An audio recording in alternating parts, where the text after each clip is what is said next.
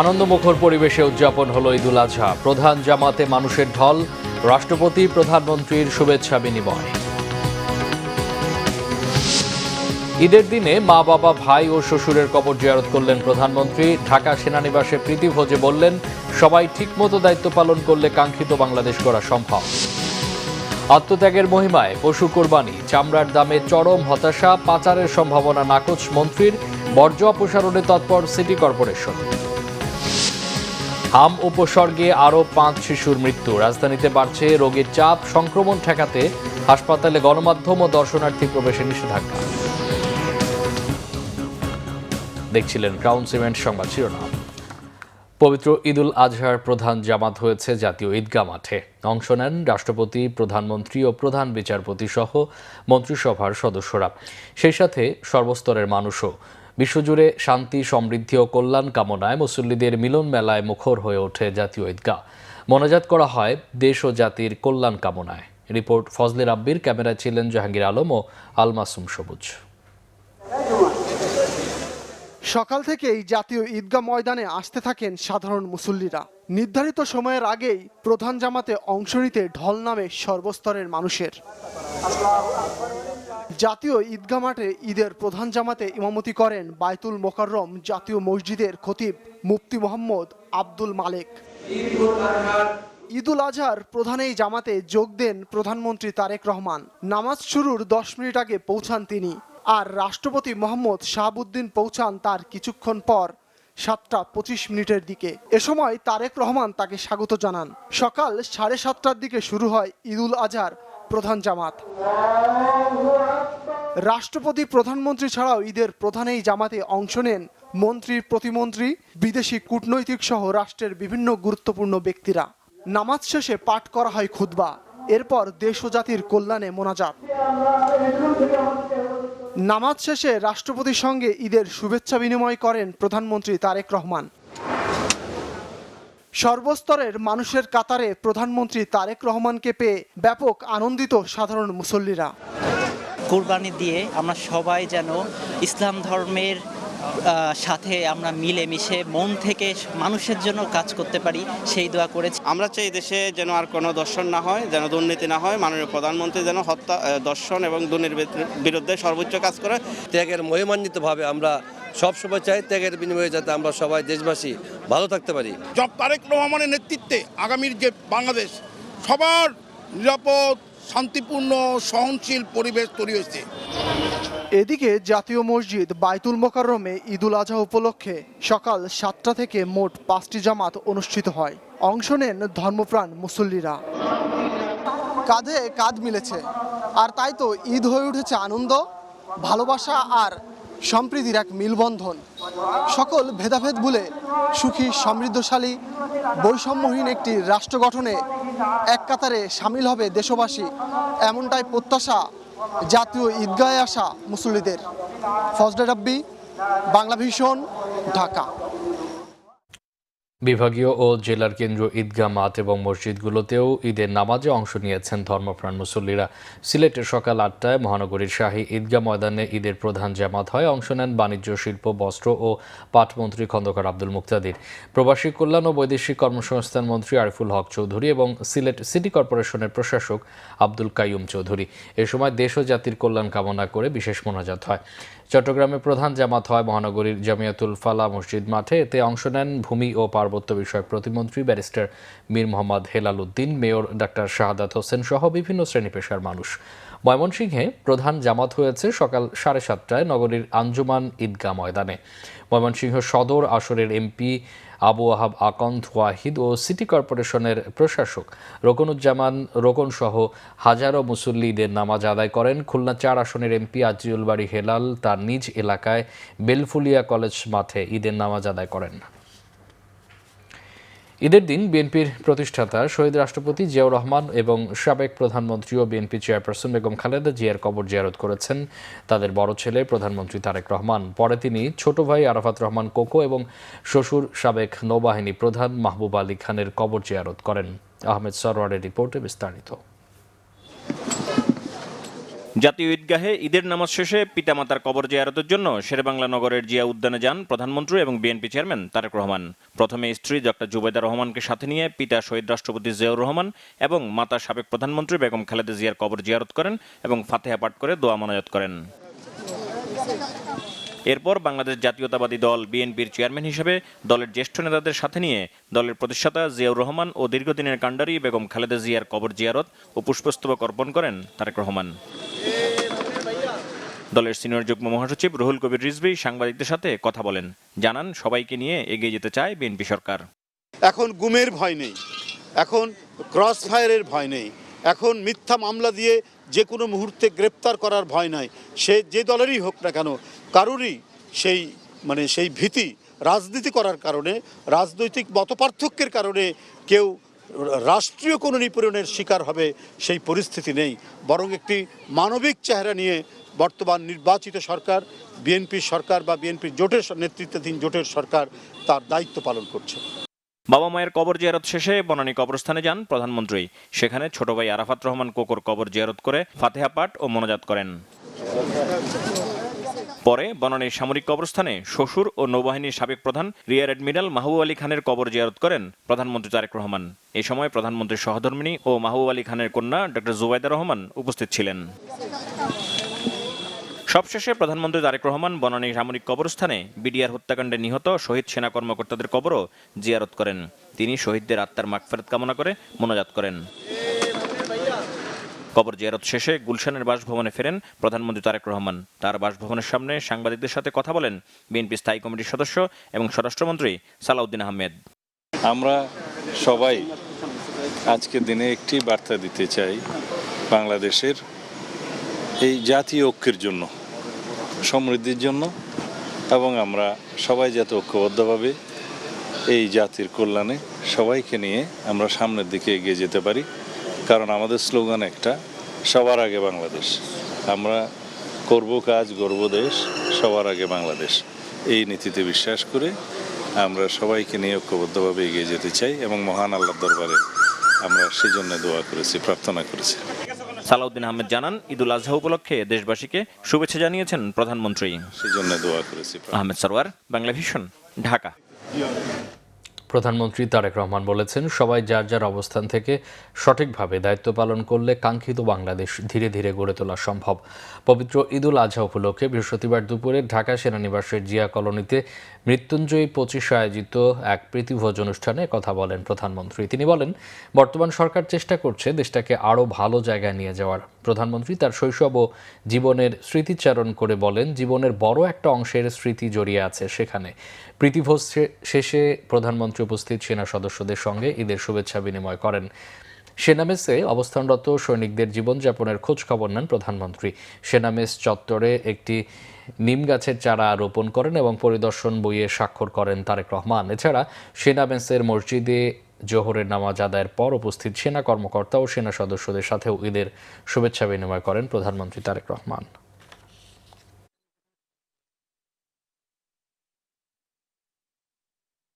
দেশের যে কোনো সাধারণ মানুষ যেভাবে আমরা দেশকে আমাদের কল্পনায় দেখি, সরকার চেষ্টা করছে পর্যায়ক্রমিকভাবে ধীরে ধীরে সেই দেশটাকে সেইভাবে গড়ে তোলার জন্য। আমাদের সবারই নির্দিষ্ট কর্তব্য আছে এবং এই নির্দিষ্ট কর্তব্য যদি আমরা যার যার অবস্থান থেকে সঠিকভাবে পালন করতে সক্ষম হই, সঠিকভাবে পালন করি, অবশ্যই ইনশাআল্লাহ আমরা আমাদের যে কাঙ্ক্ষিত দেশ, সেই দেশটিকে আমরা ধীরে ধীরে গড়ে তুলতে সক্ষম হব। আজকে এই ঈদের দিনে আসুন আল্লাহর কাছে আমরা প্রার্থনা করি, আল্লাহর কাছে আমরা রহমত চাই। আল্লাহ যাতে আমাদের সকলকে আমাদের উপরে যে দায়িত্ব আছে সেই দায়িত্ব উনি পালন করার তৌফিক আমাদেরকে দেন এবং একসাথে আমাদের এই দায়িত্ব পালনের মধ্যে দিয়ে আমরা যাতে আমাদের পরিবার, আমরা যাতে আমাদের স্বজন, আমরা যাতে সমগ্রভাবে সমগ্র সারা দেশের মানুষকে নিরাপদ রাখতে পারি এবং আমরা আমাদের সেই প্রত্যাশিত বাংলাদেশকে ধীরে ধীরে গড়ে তুলতে পারি। আজকে এই ঈদের দিনে আল্লাহর কাছে এটাই হোক আমাদের চাওয়া। প্রধানমন্ত্রী তারেক রহমানের পক্ষ থেকে রাজধানীর পল্লবীতে ধর্ষণের পর নিষ্ঠুর হত্যাকাণ্ডের শিকার শিশু রামিসার পরিবারকে সমবেদনা জানিয়েছেন প্রধানমন্ত্রী, রাজনৈতিক ও শিল্প বিষয়ক উপদেষ্টা ও বিএনপির সিনিয়র যুগ্ম মহাসচিব অ্যাডভোকেট রুহুল কবির রিজভী। বৃহস্পতিবার ঈদের দিনে পল্লবীতে রামিসাদের বাসায় যান বিএনপির সিনিয়র যুগ্ম মহাসচিব অ্যাডভোকেট রুহুল কবির রিজভী। এ সময় রামিসার বাবাকে সান্ত্বনা দিয়ে হত্যাকারীর সর্বোচ্চ শাস্তি নিশ্চিতের ব্যাপারে আশ্বস্ত করেন তিনি। রামিসার আরেক বোনের পড়ালেখার দায়িত্ব নেয়ার বিষয়েও কথা বলেন রুহুল কবির রিজভী। সরকার রামিসার পরিবারের পাশে সব সময় থাকবে বলে আশ্বস্ত করেন বিএনপির এই সিনিয়র যুগ্ম মহাসচিব।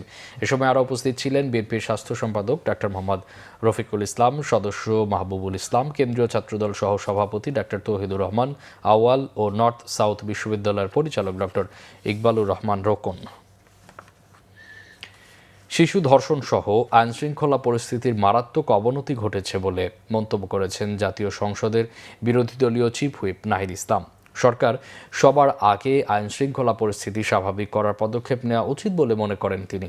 বৃহস্পতিবার রাজধানীর পূর্ব রামপুরায় সালামবাগ জামে মসজিদে ঈদের নামাজের পর দেশবাসীর উদ্দেশ্যে শুভেচ্ছা জানিয়ে কথা বলেন তিনি। নাহিদ ইসলাম বলেন, দেশে বর্তমানে অর্থনৈতিক সংকট চলছে। আসন্ন বাজেট অধিবেশনে অর্থনৈতিক সংকট কাটিয়ে দ্রব্যমূল্য কমাতে সরকার উপযুক্ত ব্যবস্থা নেবে বলে আশা করেন তিনি। বলেন, সংস্কারকে এক সাইডে সরিয়ে রেখে বিরোধী দলের আস্থা না নিয়ে সরকার কিছুই করতে পারবে না। তিনি বলেন, ঈদুল আজহা ত্যাগ ও আনন্দের ঈদ। জাতীয় জীবনে জুলাই শহীদদের আত্মত্যাগকে ধারণ করার আহ্বান জানান বিরোধী দলীয় চিফ হুইপ। ঈদের নামাজ শেষে বৃহস্পতিবার রাজধানী জুড়ে পশু কোরবানিতে ব্যস্ত হয়ে পড়ে মহানগরবাসী। কয়েকদিনের টানা বৃষ্টির পর আবহাওয়া অনুকূলে থাকায় সকাল থেকেই বাড়ির আঙিনায়, গলিতে আর নির্ধারিত স্থানে স্বস্তিতেই চলে কোরবানির কার্যক্রম। সাইদুল ইসলামের ক্যামেরায় মিসবাহ রহমানের রিপোর্ট। সকাল থেকেই রাজধানীর বিভিন্ন এলাকায় কোরবানির ব্যস্ততা। ঈদের জামাত শেষে শুরু হয় পশু জবাই ও মাংস কাটার কাজ। কোথাও বাড়ির গ্যারেজে, কোথাও অলিগলি, আবার কোথাও খোলা জায়গায় চলে কোরবানির আয়োজন। বৃষ্টি না থাকায় স্বস্তিতে কোরবানি দিতে পেরে স্বস্তি রাজধানীবাসীর। কোরবানিটা এটা আল্লাহর নামে হয় এবং সেটা আমরা যেটা করি সেটা আল্লাহকে উদ্দেশ্য করেই আমরা করি, এবং এই ত্যাগ হচ্ছে নিজের পশুত্ব ত্যাগ, নিজের যে খারাপ দিকগুলো আছে একজনের সেগুলো ত্যাগ। সবচেয়ে ব্যস্ততম সময় যায় পেশাদার কসাইদের। অনেকে দিনে 6 থেকে 7টি পর্যন্ত গরু চামড়া ও মাংস কাটার কাজ হাতে নেয়। আমরা এসেছি কুষ্টিয়াহিনে, আপনার খুব ভালো লাগে ঈদের, তা আমরা গরু কাটি। কুরবানির বর্জ্য দ্রুত অপসারণে কর্মতৎপরতা থাকে সিটি কর্পোরেশনের। মিসবাহ রহমান, বাংলাভিশন, ঢাকা। এবার ঈদেও সরকার নির্ধারিত দরে বিক্রি হচ্ছে না কোরবানির পশুর চামড়া। বাণিজ্য মন্ত্রণালয় গতবারের তুলনায় প্রতি বর্গফুটে প্রায় 2 টাকা দর বাড়ালেও সেই দর নিয়ে চলছে অসন্তোষ। গতবারের চেয়ে বেশি দাম দূরের থাক, চামড়া প্রতি 150 থেকে 200 টাকা কম দিচ্ছে পোস্তার আড়তদারেরা। কোথাও কোথাও সরকারের বেঁধে দেয়া দরের তুলনায় অর্ধেকও পাচ্ছে না, এমন অভিযোগ মৌসুমি ব্যবসায়ী এবং মাদ্রাসা শিক্ষকদের। আড়তদারদের দাবি, লবণ ও কেমিক্যালের চড়া দামের কারণেই কমেছে চামড়ার দর। শুভ মাহফুজের রিপোর্ট। রাজধানী জুড়ে পশু কোরবানি শেষ হতেই ঢাকার সবচেয়ে বড় কাঁচা চামড়ার আড়ত লালবাগের পোস্তায় শুরু হয়েছে ব্যস্ততা। বিভিন্ন এলাকা থেকে দুপুরের পর থেকে চামড়া আসতে থাকে এখানে। অনেক কষ্ট করে চামড়া আনলেও হতাশ মৌসুমি ব্যবসায়ী ও কওমি মাদ্রাসার শিক্ষকরা। তাদের অভিযোগ, চামড়ার দাম গড়ে 5 থেকে 600 টাকার বেশি মিলছে না। এর জন্য ব্যবসায়ীদের সিন্ডিকেটকেও দায়ী করেন তারা। বরং খুব একটা অবস্থা খারাপ, কারণ দেখেন আমরা একটা ট্রাকে একটা চামড়া নিয়ে আসছি, আমাদের খরচ পড়ে গেছে 100 থেকে 150 টাকা। সেই 150 টাকা চামড়া আইনা সারাদিন বাচ্চাদেরকে কষ্ট করে এখন চামড়ার দাম বলতেছে 450-500 টাকা। এতিম এবং গরিবদেরকে পড়ালেখা করার জন্য যে আমরা প্রচেষ্টাটা করি সেটাই এই চামড়া সিন্ডিকেটটা নষ্ট করে দিচ্ছে। তাইলে এই জন্য দেখেন আমাদের কওমি মাদ্রাসার যে ধরনের চামড়া কালেকশন ছিল, এখানে কিন্তু আস্তে আস্তে বয়কটের ডাক আসছে। সার্বিক বিষয় নিয়ে আমরা কওমি মাদ্রাসার ওস্তাদরা একেবারে হতাশ। যে আমাদের যে আশা ছিল অন্তত 800-1000 টাকা হবে, কিন্তু সেখানে 400 থেকে 450 টাকার উপরে চামড়ার দাম বলতেছে না তারা। আমাদের বোর্ডিংগুলো 3 মাসের খরচ চলতো অন্তত এই চামড়ার আমদানি দিয়ে। 2005-6 সাল পর্যন্ত এই পুরান ঢাকার চামড়া 5,500 টাকা পর্যন্ত বিক্রি হয়। অভিযোগ করার মতন সেই জায়গা হতো নাই, এমনকি যাদের কাছে আমরা যে কম দামে তারা দিচ্ছে, কম দামে দিচ্ছে, আমাদের শর্তগুলো অমান্য করে দিচ্ছে। ছোট বাচ্চার কথা না পাইছে, তাদের কাছে বলতে আসলে তারা বলে না দিবেন কিনা দেখেন না লেগে সেই যাবো কোথায়। তবে ব্যবসায়ীরা বলছেন চামড়ার প্রসেসিংয়ের উপাদান, লবণ ও কেমিক্যাল সহ সংশ্লিষ্ট সবকিছুর দাম বেশি হওয়াতে কাঁচা চামড়ার দাম কম। কারণ একটা চামড়া লবণে 400 টাকা খরচ আছে। গভর্নমেন্ট যেভাবে আপনার চামড়ার দামটা টেনে দিছে, লবণ অ্যাড করলে ওইভাবেই হয়, ইভেন ওর চেয়ে বেশি হয়। না কোনো সিন্ডিকেট না, এটা কোনো সিন্ডিকেট। কেমিক্যালের দাম বেশি, এই কারণে একটু লবণের দাম বেশি, খলিফা মজুরি বেশি। গাড়ির খরচ, লেবারের খরচ, এরপরে এটাতে লবণ লাগানো, এরপর হচ্ছে আরও প্রসেসিংয়ের কাজ আছে। এদিকে কাঁচা চামড়ার দাম কমের পেছনে চামড়ার গুণগত মান নষ্টের পাশাপাশি আন্তর্জাতিক সিন্ডিকেটকে দায়ী করেন হাইটস অ্যান্ড স্কিন মার্চেন্টস অ্যাসোসিয়েশনের সভাপতি। 3000-4000 টাকা আমরাও কিনছি, 5000-6000 টাকা কিনছি, এখন একটা জায়গায় চলে গেছে, এর চাইনিজের কাছে চলে গেছে। আর সিটিভি ঠিক না কারণে একটা গ্রুপ সিন্ডিকেট করছে। বাংলাদেশের কোনো মানুষ সিন্ডিকেট করেনি, কোনো ট্রেনারের সিন্ডিকেট করেনি, কোনো আড়তদারের সিন্ডিকেট করেনি, সিন্ডিকেট করছে সব চাইনিজ আলাদা। এই বছর পোস্তা 1 লাখ পিস কাঁচা চামড়া সংগ্রহের লক্ষ্যমাত্রা নির্ধারণের কথাও জানান তিনি। শুভ মাহফুজ, বাংলা ভিশন, ঢাকা। এবার কোরবানির চামড়া পাচার হওয়ার সম্ভাবনা নেই বলে জানিয়েছেন বাণিজ্যমন্ত্রী খন্দকার আব্দুল মুক্তাদির। বৃহস্পতিবার সাভারের আমিনবাজার এলাকায় কাঁচা চামড়া ক্রয় ও বিক্রয় কার্যক্রম পরিদর্শন শেষে সাংবাদিকদের সাথে আলাপকালে তিনি এসব কথা জানান। বাণিজ্যমন্ত্রী বলেন, এবার বেশিরভাগ চামড়া সংরক্ষণ করা যাবে এবং ট্যানারি পর্যন্ত পৌঁছাবে। অন্যান্য যে কোনো বছরের তুলনায় বেশি সংখ্যক চামড়া সংরক্ষণ করা যাবে আর ভবিষ্যতে এটিকে একটি স্থায়ী অবকাঠামোতে রূপ দিতে সরকার পরিকল্পনা করছে। বেশি বেশি বৈদেশিক মুদ্রা ও কর্মসংস্থানের লক্ষ্যে আগামী দিনে কোরবানির চামড়া যাতে সংরক্ষণ করা যায় সেজন্য সাভারের সিটিপির সমস্যা দূর করা হবে। চেষ্টা করেছি, এখনো করে যাচ্ছি যতটুকু সম্ভব চামড়া সংরক্ষণ এবং ট্যানারি পর্যন্ত পৌঁছানোর।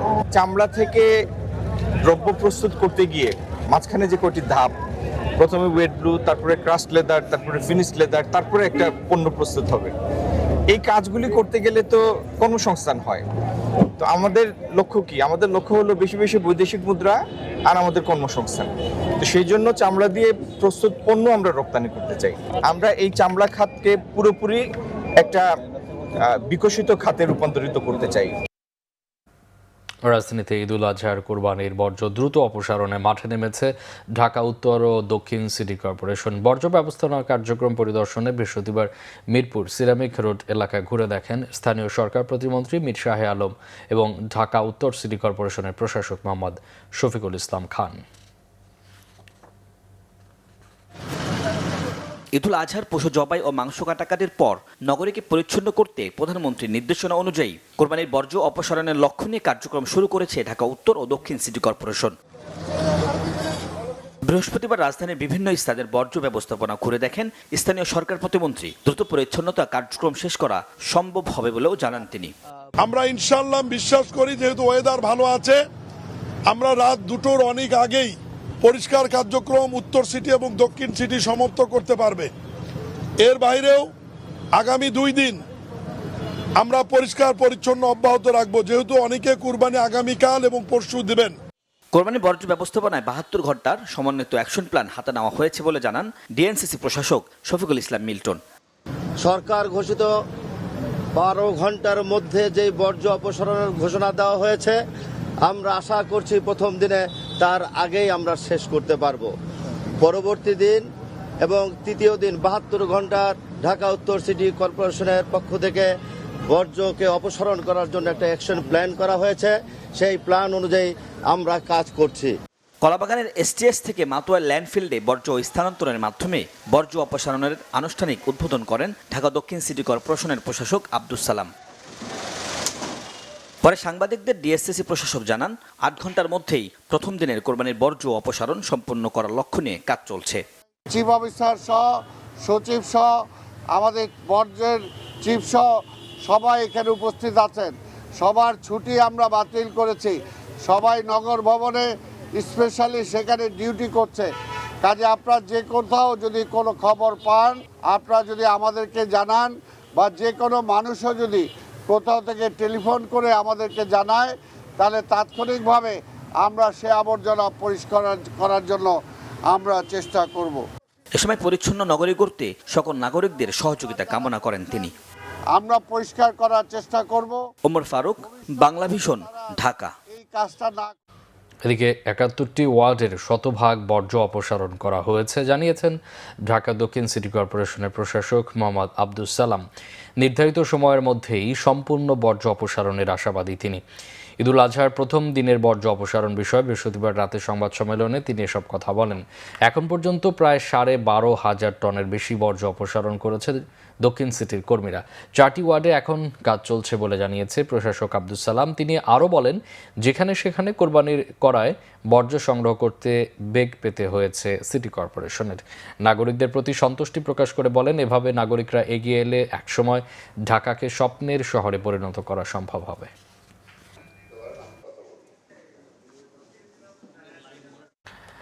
হাম ও উপসর্গে গেল ২৪ ঘন্টায় আরও ৫ শিশুর মৃত্যু হয়েছে। আক্রান্ত ৮৭৭ জন, জানিয়েছে স্বাস্থ্য অধিদপ্তর। ঈদের আনন্দে যখন মুখর পুরো দেশ, তখন অনেক পরিবারের ঈদ কাটছে হাসপাতালের বিছানার পাশে।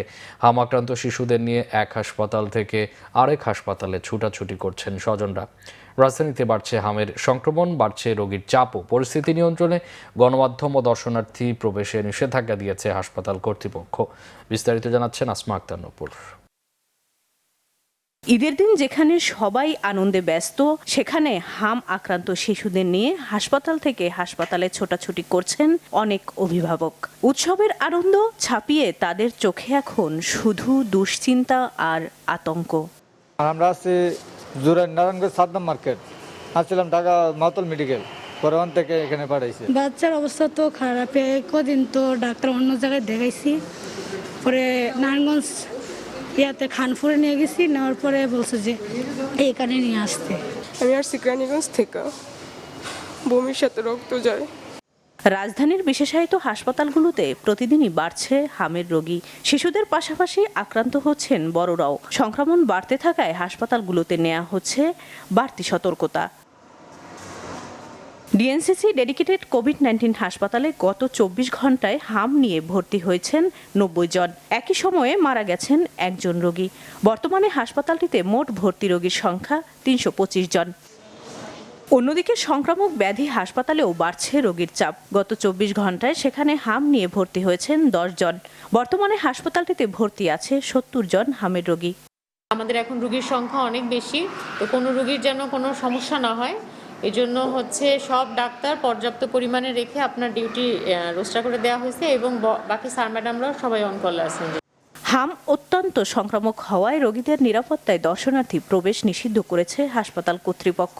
শিশু ও বয়স্কদের অপ্রয়োজনে ভিড় এড়িয়ে চলার পরামর্শ দিয়েছেন চিকিৎসকরা। আসমা আক্তার নূপুর, বাংলা ভিশন, ঢাকা। ঈদের দিন রাজধানীর অন্যতম বিনোদন কেন্দ্র চিড়িয়াখানায় ছিল উপচে পড়া ভিড়। দর্শনার্থীরা বেশি ভিড় করছেন ডোনাল্ড ট্রাম্প খ্যাত গোলাপি মহিষ দেখতে। তবে জনসংখ্যার তুলনায় রাজধানীতে বিনোদন কেন্দ্র কম হওয়ার অভিযোগও আছে অনেকের। বিস্তারিত দেখুন রিপোর্টে। সকাল থেকে কোরবানির পশু নিয়েই বেশি ব্যস্ত থাকেন রাজধানীবাসী। তবে দুপুরের পর থেকেই পরিবার পরিজন নিয়ে বের হন বিনোদন কেন্দ্রের দিকে। বন্য পশুর অভয়ারণ্য জাতীয় চিড়িয়াখানায় ছিল দর্শনার্থীদের উপচে পড়া ভিড়। বইয়ের পশুকে সরাসরি দেখতে পেয়ে বেশ উচ্ছ্বসিত শিশুরাও। আমি বাঘ দেখছি, তারপরে সিংহ দেখছি, হরিণ দেখছি। সারাটা বছর তো দৌড় ঝাঁপের উপরেই যায়, তারপরে আজকে দিনটা একটু নিরিবিলি পাওয়া, এই ঘোরাফেরা ফ্যামিলি সহ সময় দেওয়া। এই জায়গাটা আমাদের বেছে নেওয়ার কারণ হচ্ছে এই জায়গাটা খুব সুন্দর, নিরিবিলি, খুব ভালো লাগে। ছোটবেলার থেকেই মনে করেন যখন বলতাম যে কোথায় যাব, যে চিড়িয়াখানায় চলো, ঘুরতে যাব, চল চিড়িয়াখানায় যাই। চিড়িয়াখানায় এবার বেশ আলোচিত পশুর নাম ডোনাল্ড ট্রাম্প খ্যাত গোলাপি মহিষ। আন্তর্জাতিক মিডিয়াতেও আলোড়িত এই মহিষ দেখতে দূর দূরান্ত থেকে আসেন দর্শনার্থীরা। সামাজিক যোগাযোগ মাধ্যমে দেখছি, এখন আইসা দেখা খুবই আর কি অনেক বিস্ময়কর, ভালো লাগতেছে। আশ্চর্য লাগছে যে এখানে এসে হঠাৎ করে ডোনাল্ড ট্রাম্পের গরুটাকে দেখতে পেলাম। অনলাইনে তো অনেক দেখা হয়েছে ডোনাল্ড ট্রাম্পকে, সরাসরি দেখা হয়নি, ওই জন্যই আসছি দেখার জন্য ডোনাল্ড ট্রাম্পকে। ডোনাল্ড ট্রাম্পে দেখা যায়, এটা তো একটা রেকর্ড দেশের লিগা। ঢাকার মিরপুরে অবস্থিত জাতীয় চিড়িয়াখানায় বর্তমানে ১৩৭ প্রজাতির সর্বমোট ৩৫২৩টি প্রাণী রয়েছে। ঈদ আনন্দকে আরেকটু রাঙিয়ে তুলতে পরিবার পরিজন নিয়ে যান্ত্রিক শহরের কোলাহল ছেড়ে কিছুটা নির্মল আনন্দের খোঁজে অনেকেই আসছেন বিনোদন কেন্দ্রগুলোতে। তবে বিশাল এই জনগোষ্ঠীর রাজধানীতে বিনোদন কেন্দ্রের সংখ্যা কম হওয়ায় আক্ষেপও আছে তাদের। মামুন আব্দুল্লাহ, বাংলা ভিশন, ঢাকা। সংবাদ শেষ করব ক্রাউন সিমেন্ট শিরোনামগুলো আরেকবার জানিয়ে। আনন্দমুখর পরিবেশে উদযাপন হলো ঈদুল আজহা। প্রধান জামাতে মানুষের ঢল, রাষ্ট্রপতি প্রধানমন্ত্রীর শুভেচ্ছা বিনিময়। ঈদের দিনে মা বাবা, ভাই ও শ্বশুরের কবর জিয়ারত করলেন প্রধানমন্ত্রী। ঢাকা সেনানিবাসে প্রীতিভোজে বললেন, সবাই ঠিক মতো দায়িত্ব পালন করলে কাঙ্ক্ষিত বাংলাদেশ গড়া সম্ভব। আত্মত্যাগের মহিমায় পশু কোরবানি, চামড়ার দামে চরম হতাশা, পাচারের সম্ভাবনা নাকচ মন্ত্রীর। বর্জ্য অপসারণে তৎপর সিটি কর্পোরেশন। হাম উপসর্গে আরও 5 শিশুর মৃত্যু, রাজধানীতে বাড়ছে রোগীর চাপ। সংক্রমণ ঠেকাতে হাসপাতালে গণমাধ্যম ও দর্শনার্থী প্রবেশে নিষেধাজ্ঞা। এই ছিল এখনকার মতো। পরে সংবাদ সকাল 7:30টায় দেখার আমন্ত্রণ রইল। এছাড়া বাংলা ভিশন সংবাদ ও সংবাদ সংশ্লিষ্ট অনুষ্ঠান দেখতে ভিজিট করুন www.bfnews24.com ও facebook.com/banglavisionnews এবং সাবস্ক্রাইব করুন youtube.com/banglavisionnews। এতক্ষণ সাথে থাকায় অসংখ্য ধন্যবাদ। ঈদ মোবারক।